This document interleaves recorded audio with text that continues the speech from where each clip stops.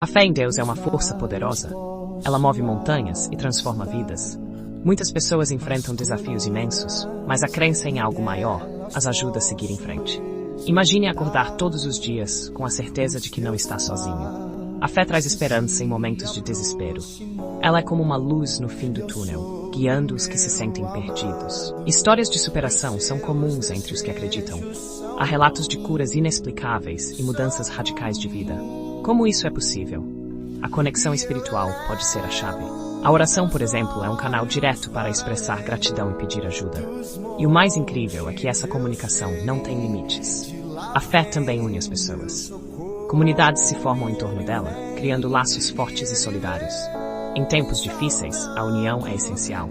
A fé em Deus não é apenas um conceito, é uma experiência vivida diariamente.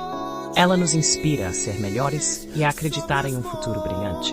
O que a fé significa para você?